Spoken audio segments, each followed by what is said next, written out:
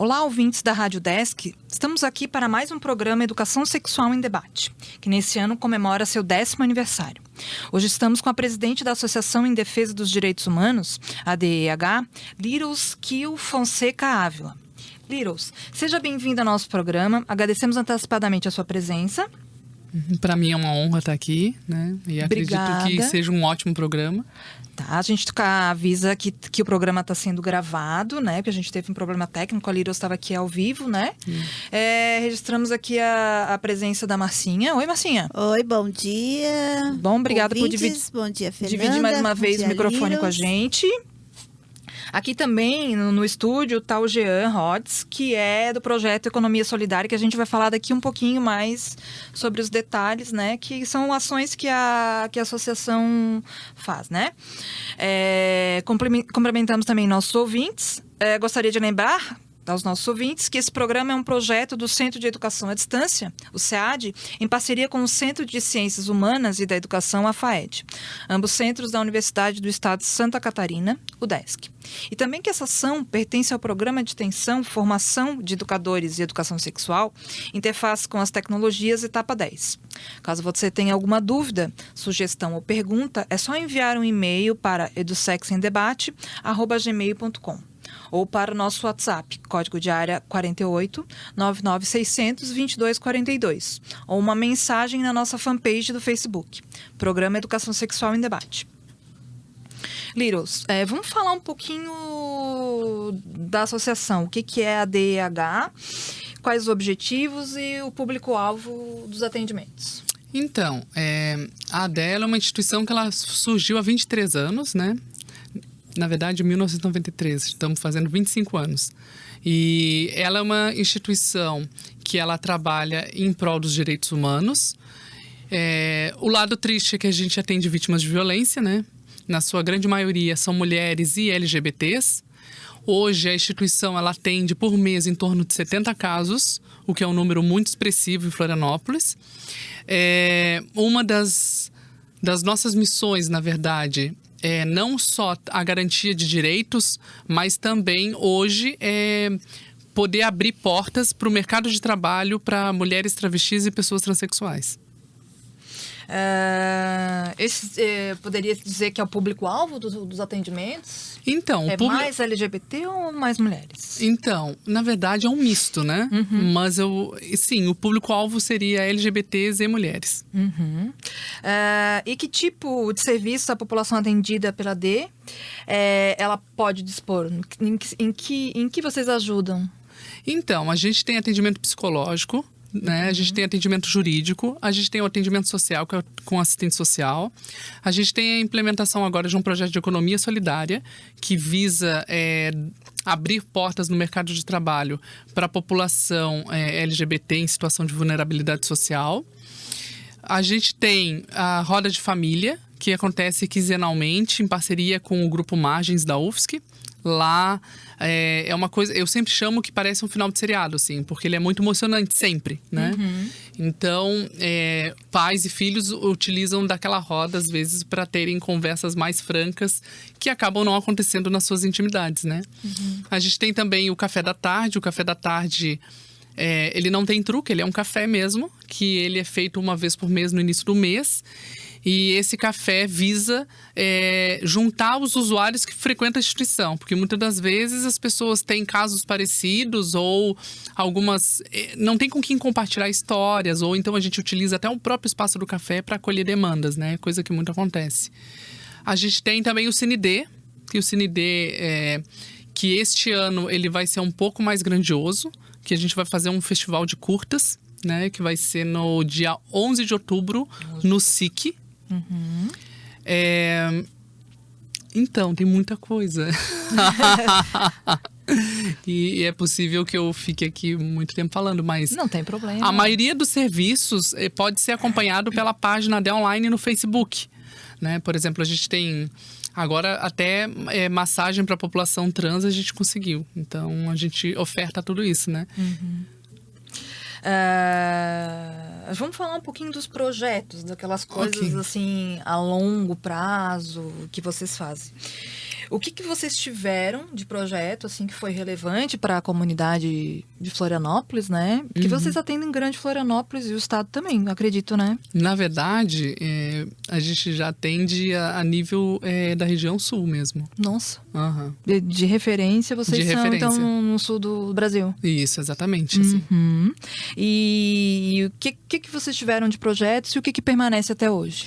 Então, um dos projetos que foi pioneiro foi que a gente entregava preservativo, né, nas esquinas onde profissionais do sexo trabalhavam, né? E isso foi a primeira ação da instituição. Então, a partir daí, esse projeto a gente permanece. Ele está um pouco modificado, porque hoje em dia a gente vai não só para levar preservativo, mas também para colher demandas. Tem outro projeto que é muito interessante que a gente está implementando agora é o de economia solidária. Nele já teve várias vertentes. A gente conseguiu curso de design de sobrancelha, curso de maquiagem, a gente conseguiu curso de barman, conseguimos... Ai, meu senhor. Diversos cursos na área do trabalho, né? E Profissionalizantes. Profissionalizante, exatamente, para a população trans. Né? E também a gente teve de relevância projetos voltados ao estudo, que a gente empoderava pessoas LGBTs para estarem entrando dentro da universidade. A maioria dos projetos, eles têm essa missão, né, do desenvolvimento social, porque a população LGBT, infelizmente, ela é uma população que ela vive à margem da sociedade, né? Então, como as pessoas têm muito preconceito ainda, acabam excluindo do mercado de trabalho, da escola, inclusive do próprio lar, né, que a gente, inclusive, recebe LGBTs expulsos de casa. Só que, infelizmente, a gente não tem onde obrigar, mas a gente recebe uma demanda bem expressiva também. Seria um sonho, né? Ter Seria uma um casa sonho. de abrigo para... Sim, não, e é o nosso sonho. Tanto é que a gente luta por essa casa de acolhimento, né? Na verdade, quando a gente sonhou na casa de acolhimento, a gente pensou numa casa que fosse uma casa-lar, né? E existe modelos, assim, tem uma cantora, Cyndi Lauper, que tem uma casa nesse estilo, em que as pessoas, elas moram na casa e não tem um prazo para a pessoa permanecer na casa. E ela pode sair da casa para estudar, para seguir a sua vida. E isso é muito legal. Tem uma em Nova York que a Lady Gaga ajuda também, né? Isso, exatamente. Exatamente. E algum outro projeto? Eu li que tem mais coisa lá no site. Tem Eu já fui, eu estudei em casa. Ligados a, principalmente, né, Lírios, que tu falou da profissionalização do indivíduo LGBT, né? Principalmente trans, né? E mulheres travestis, que são as total, assim, excluídas do mercado de trabalho, né? Exatamente. E, assim, voltados à profissionalização, né? Elas todos englobam esse do mercado de economia solidária, né? Esse projeto em si. Porque lá na instituição a gente consegue fabricar bottoms, camisetas, mousepads, canecas, uma série de produtos. E aí, bandeiras agora, tanto LGBTs quanto bandeiras trans, a gente anda fabricando bastante. Tem roupas também que a gente já começou a se arriscar. Então, dentro dessa área, a gente meio que engloba... que sendo do projeto de economia solidária por causa que ele entra numa das missões da instituição, né? Que é a inserção da população de mulheres travestis e pessoas trans no mercado de trabalho. Então, a gente tem isso como um foco bem grande. Muito importante. Dignidade, né, Lírios? Com essas certeza. Pessoas, né? Exatamente. Modo de sustento sem ir para profissões à margem, né? Exatamente. No site de vocês tem um espaço... Marcinha, quer falar alguma coisa, querida? Eu quero. Então, parabenizar, né, ao trabalho da associação. Você conhece, já andou por lá. Já andei por lá. Eu conheci de relatos a associação por meio da Kelly, que já participou de uma entrevista aqui A professora no programa, Kelly. na Rádio Desk. Inclusive, eu citei ela na minha dissertação do mestrado, o programa dela, né? Que na minha dissertação eu fiz uma análise analisei os 250 programas na época, né? Do Educação Sexual em Debate. selecionei alguns e relacionei aos direitos sexuais como direitos humanos universais, né? Então, relacionei, e o programa da Kelly foi um dos que eu citei. Traduzi, né? Transcrevi a entrevista dela e fiz a relação. Então, e daí eu conheci o espaço físico quando eu estive lá no mesmo prédio, que no mesmo andar, por coincidência da vida, né? É a Associação das Pessoas Customizadas do Estado de Santa Catarina, que uma situação de família, eu passei a participar também da associação. Então eu vi, olha, é aqui que eu vi, transcrevi, vi, né, o programa, vi muito perto. E depois o terceiro contato foi por meio de uma colega nossa do grupo, a Aline Diniz Varkin, que é uma mestranda. Quando nós tivemos a ideia dos bottoms, ela falou assim, a AD vende, vai lá na AD. Então eu fui conhecer o trabalho de vocês, né, lá. E achei muito bom, assim, até digo que o trabalho é ótimo, maravilhoso, os bottoms saíram maravilhosos também. Um produto de qualidade. O atendimento que nós tivemos lá, mesmo sem se identificar que era do programa, do que era, foi assim, o atendimento foi muito bom. A gente teve pessoal muito atencioso e eu me senti muito bem lá no ambiente, assim, a energia é muito boa. Obrigada. E ainda fui com a minha mãe, né, no dia. Ela estava tão cansadinha, tadinha ali, mas ela também gostou bastante. Ela falou que o astral é muito bom, a energia que emana ali daquele espaço é muito bom. Então eu convido aos ouvintes para conhecer. Depois a gente vai falar mais detalhado, Liros, de todos esses serviços que vocês, né, prestam, essa confecção do bottom, da camiseta, a gente vai falar detalhadamente, tá? Eu também conheço a Tamara fez os bottoms, né, para nossa turma e entregou cada um pra gente. Coisa mais linda. É a Angela Davis, não é? Angela Davis, isso mesmo. No site de vocês, Liros, tem um espaçozinho lá destinado a denúncias, né? Isso. Que a população LGBT, as mulheres possam ter, né? E qual é o trâmite delas? Qual é essa demanda? Ela chega? O que vocês fazem a partir da chegada da denúncia? Então, na verdade, a gente tenta, com as forças que a gente tem, né, encontrar o melhor caminho. Porque, assim, diferente, as pessoas acreditam que quando há uma instituição, há recursos e há como a gente conseguir trabalhar, né? E, na verdade, não. A instituição, ela funciona por voluntários, somos todos voluntários, a gente não recebe para estar lá. Inclusive, e infelizmente, a gente retira dinheiro, inclusive, do próprio bolso, para a gente estar mantendo o espaço para poder estar fazendo o acolhimento, né? E, ultimamente, né, criticando, sim, negativamente, a gente está vivendo um período muito negro, inclusive na questão do governo, o que está dificultando demais as ações para a população LGBT e mulheres, né? E uma das grandes questões que a gente vê na instituição é a dificuldade de ter recursos para manter profissional. Então, o que a gente está tentando fazer?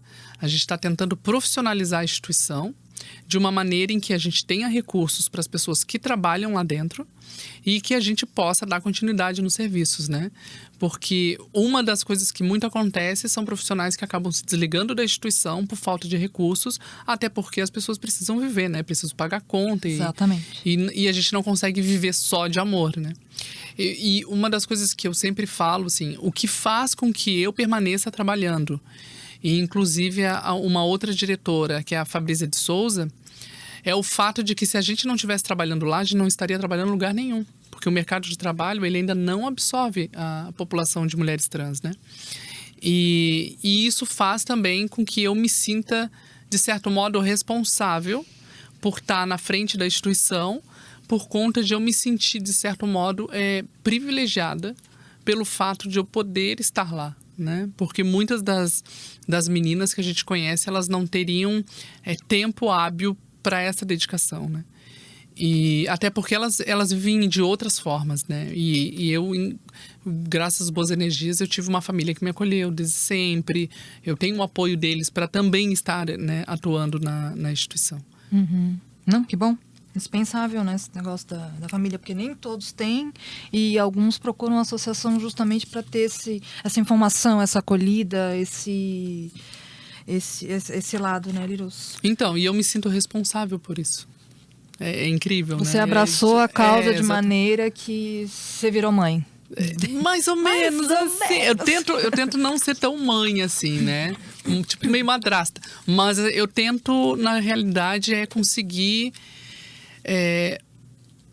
passar um pouco do meu privilégio, digamos assim, né? Que eu enxergo que são realidades muito distintas. A gente vê pessoas assim que não têm condições nenhuma, inclusive de estarem sozinhas nesse percurso por conta de depressão, problemas de saúde, e que se não tem alguém que dê uma força, que dê uma garra, parece que não há um desenvolvimento. Tu entende? É muito triste isso, pensar que, por exemplo, há pessoas que não andam nem na rua com medo de sofrerem algum tipo de violência. Mas é bem comum mesmo, né? Muito. Muitas demandas de violência? Muitas demandas. Assim, infelizmente, a época do verão é onde a gente mais recebe casos, né? A gente acredita que é por causa de um grande fluxo de pessoas, né? As meninas que trabalham na noite também, elas ficam mais expostas. Então, costuma aumentar muito, assim, os casos de violência. Infelizmente, a gente não tem um local adequado a qual essas pessoas elas possam ser bem tratadas, né? Uma das críticas que eu sempre faço é a questão de haver hoje uma delegacia que se diz especializada, mas o delegado responsável ainda é um homem e é o mesmo que trata LGBTs, que trata mulheres, que trata crianças e adolescentes. Então, eu vejo que é uma coisa muito complicada, porque delegacia especializada mesmo a gente não tem, né? Se fosse colocar, a gente diria que existe uma delegacia especializada para homens. E a gente tem uma delegacia especializada? Agora eu tô falando bem desconhecendo. Então, há uma delegacia especializada em Florianópolis, mas assim, é nesses moldes, né? Onde ela fica? Ela fica do lado da casa do governador. Ah, sei. Aquela para criança? É criança, adolescente, mulheres, idosos, LGBTs, então... Mas assim, pela população de Florianópolis e pela demanda que tem, eu acho que uma só para a cidade seria pouco, né? O que vocês acham? Sim. Porque atende são muitas, né? Sim. Tanto, quando a Ana Paula, que é uma escrivã lá, esteve aqui, que nós ficamos sabendo, até que a gente achava sempre, não tem visibilidade isso. Esse ADP é da criança e adolescente. Depois veio, que é da mulher também, fechou. Aí, a visibilidade que é dada, né? Mas aí, quando ela esteve aqui, ela falou, não, é de idosos também. Onde ela explicou os outros públicos que atendia também lá. Mas não é de conhecimento. Mas geral, é muita né? demanda, porque idoso, criança, LGBT, mulher. Nossa, muita demanda. E são demandas muito específicas, não Isso. tem como querer colocar num balaio, né? Então, Não. parece que, não sei, ao meu ver, eu posso estar muito equivocada, mas parece uma forma, assim, de você realmente segregar uma população que sei lá, que não tem um poder, digamos assim, eleitoral, sei lá, enfim, né? Uma população... A gente pensa mil coisas, né, Lívia? Exato, e é o que me passa na cabeça, assim. Para quem está sintonizando agora na Rádio Desk, estamos com o programa Educação Sexual em Debate. A convidada do programa de hoje é a presidente da Associação de Defesa dos Direitos Humanos, a ADE, a Liros Kiel Fonseca Ávila. Liros, vamos falar um pouquinho lá de onde é que fica a ADE, como é que vocês mantêm? Vamos falar de um assunto agora sério, dinheiro. Como é que vocês mantêm e onde é que é a sede da ADE? Então, a dela fica na Trajano, né, 168, na sala 303, no edifício Berenhouse. É de super fácil acesso, a gente trabalha lá das 14 às 18. Há outros horários, né, mas daí isso pode ser acompanhado na página do Face, ADE Online, ou então pelo site adeonline.com. Bom, a questão dos recursos é a parte mais triste. A gente tem um espaço que ele é cedido pelo Estado, porém a gente tem contas a pagar. A gente paga o condomínio e a gente paga, né, telefones e outras despesas. Eu costumo dizer que a gente é caseiro, né? Na realidade, porque a gente que tem que cuidar do espaço, a gente que mantém aquele espaço, né? Vocês são todos voluntários? Todos voluntários, ninguém recebe para estar lá. Só quando há algum projeto específico, né? E mesmo assim, a remuneração ela é mínima e a gente tem que se voltar totalmente para o projeto, né? O que acaba também, às vezes, desvirtuando um pouco a nossa atenção. Porque a gente daí tem que dar conta da ADE e do projeto específico, Entendi. né? Essa sala é cedida pelo Estado? Isso, o Estado cedeu, né? Por 10 anos a gente tem a concessão. E uma das grandes dificuldades, né, o que eu já havia mencionado, é não ter recurso.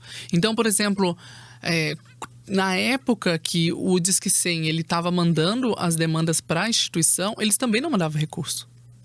Então, eles diziam que tinha um Disque 100 que funcionava a nível nacional, mandavam para a ADE, que era a única instituição que recebia a nível de Santa Catarina, e às vezes a gente recebia um caso de Brunópolis e a gente só podia sentar e chorar, porque não tínhamos condições de nem de nos deslocar e deslocar um profissional até lá, né? Então, a gente tentava auxiliar, inclusive, por telefone. Era uma coisa muito Que estranha. esquisito, né? É. Que esquisito, né? Daí tem um Disque 100, tu vê uma política que é amplamente divulgada, a rede nacional e tudo mais, que o governo federal tem, daí passa a demanda para uma associação que não recebe nenhuma recurso. verba, nenhum recurso para sanar isso. Isso é um absurdo.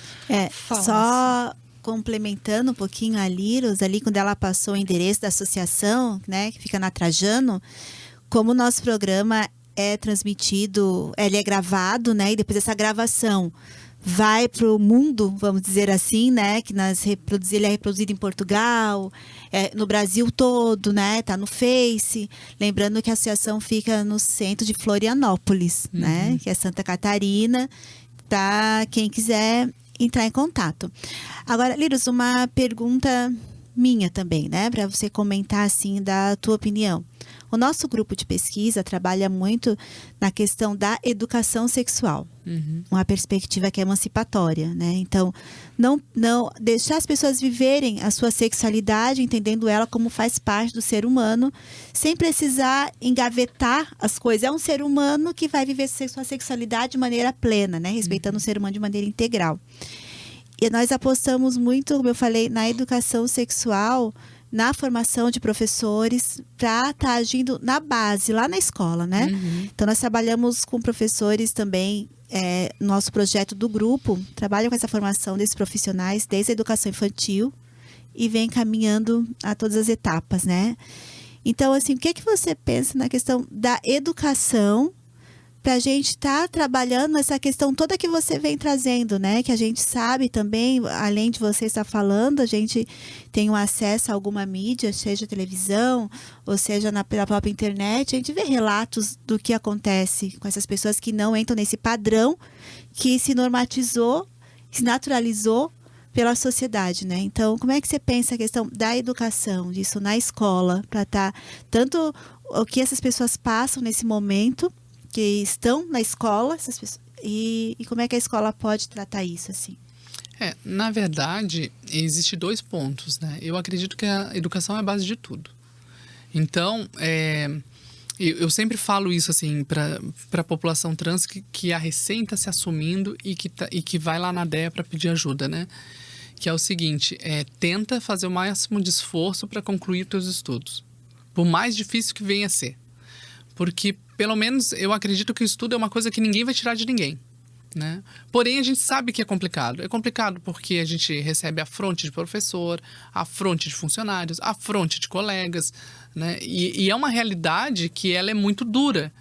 Assim, eu, por exemplo, eu passei 4 anos dentro de uma universidade e os meus dias, eles eram batalhas travadas diárias, né? Sempre, ou era uma piadinha que eu ouvia de um professor, ou era de um aluno, de um colega, ou era do meu próprio percurso de sair de casa para ir até a universidade. Então, tinha diversos empecilhos, né?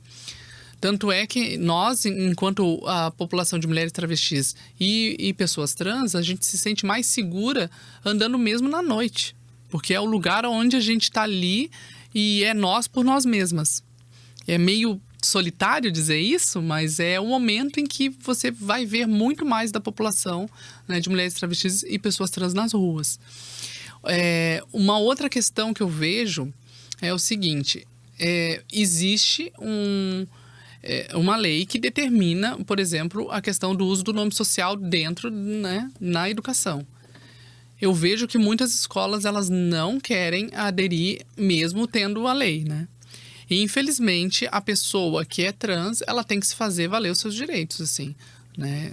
Uma das coisas que eu aprendi da pior maneira possível, isso pela minha experiência enquanto uma pessoa trans, é que quem grita mais chora menos.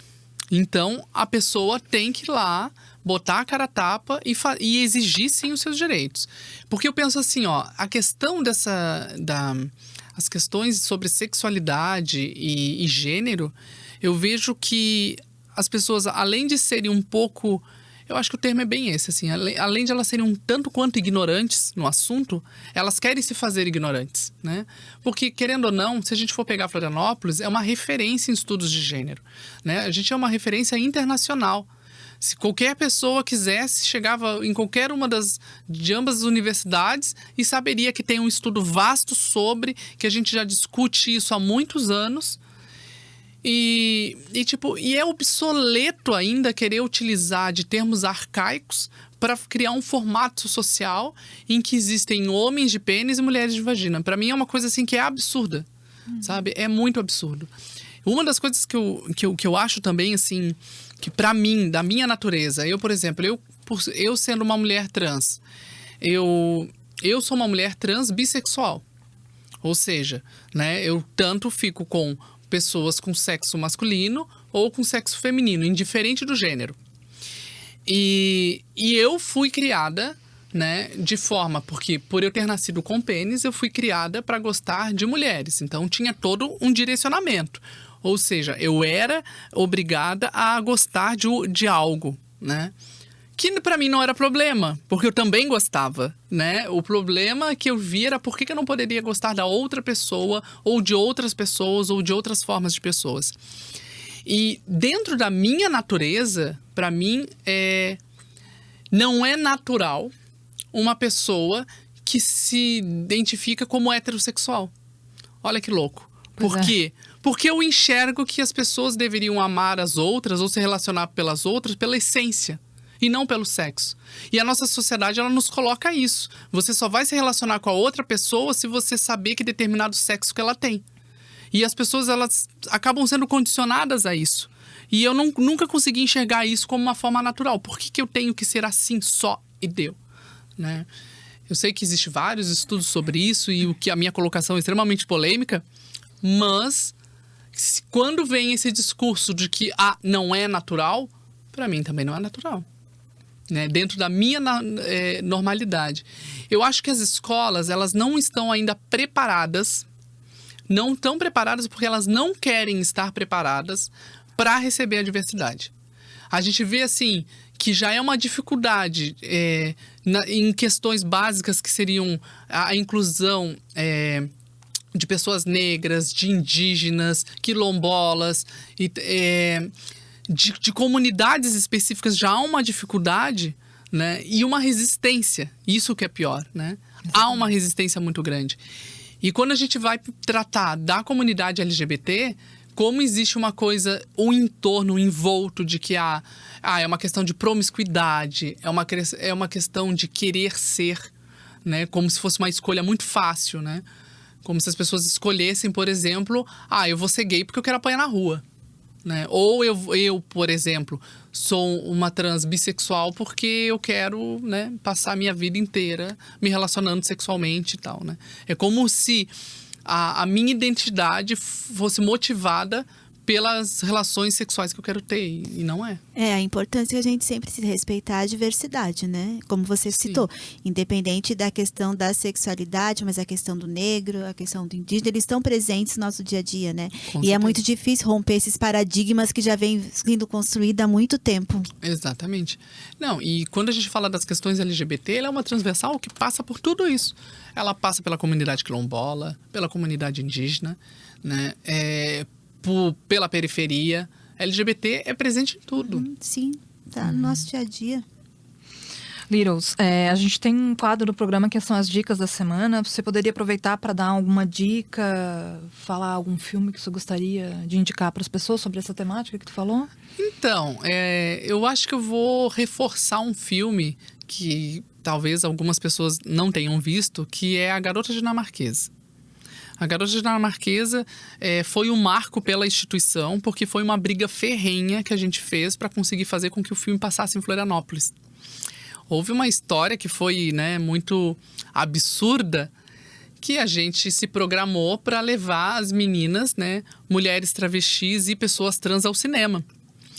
E acontece que a gente entrou em vários contatos para que a gente pudesse levar. E daí, quando foi o lançamento do filme, a gente descobriu que, além de ele estar sendo proibido, que ele estava sendo proibido em várias cidades para passar no cinema, em Florianópolis ele não viria. A gente pegou, se desatou e escrevemos uma carta, né? Entre as diretoras, era eu, a Fabrícia, que somos as diretoras da DE, né? E a Selma Light. E daí a gente resolveu escrever a carta e começamos a publicar, assim, no Facebook e tal. E daí, de repente, me deu uma loucura. E eu disse assim, sabe o que eu vou fazer? Eu vou mandar para a Universal Pictures, eu vou mandar para o diretor, eu vou mandar para os atores e tal. E daí virou que uma história gigantesca, né? E a gente recebeu uma resposta da Universal Pictures, que ela disse que o filme passaria em Florianópolis e provavelmente foi graças ao nosso barulho que a gente tinha conseguido trazer. E daí a gente conseguiu levar a população trans no cinema, né? E foi muito importante por causa dessa questão da identificação, das pessoas irem e se identificarem. E nesse dia foi um marco por 2 pontos. Primeiro, por ter sido passado no Shopping Beira-Mar, que é um shopping elitista e que ele havia violentado uma amiga nossa dentro do banheiro. Amando da coordenação lá. Enfim, tem um processo, rolou, tem uma história toda na internet gigante. E daí, assim, o interessante foi que muita gente que foi ao cinema nunca tinha nem entrado no shopping, por não se sentir à vontade daquele espaço público. E a gente levou. E uma das coisas que a gente levou, assim, que foi muito engraçado, foi que as pessoas chegaram para nós e disseram que a gente não ia lotar nenhuma sessão. A gente, no dia que a gente tinha se programado para ir, a gente lotou 2 sessões. E tanto fez sucesso o filme A Garota Dinamarquesa em Florianópolis, que a gente saiu de uma sala pequena e ainda o filme foi para uma sala maior, né? Então, Garota Dinamarquesa é um dos filmes que eu acredito que, por mais que tenha muito romance ainda em torno, ela dá uma grande pincelada do que seria essa questão da identidade de gênero, né? E da orientação sexual. Até porque a protagonista, que é uma mulher trans, ela permanece o período inteiro casada com a sua esposa. E isso é muito bacana. Littles, o nosso tempo acabou, a gente está até estourado aqui. Mas a gente queria muito agradecer o teu trabalho, a tua disponibilidade pela DE, parabenizar.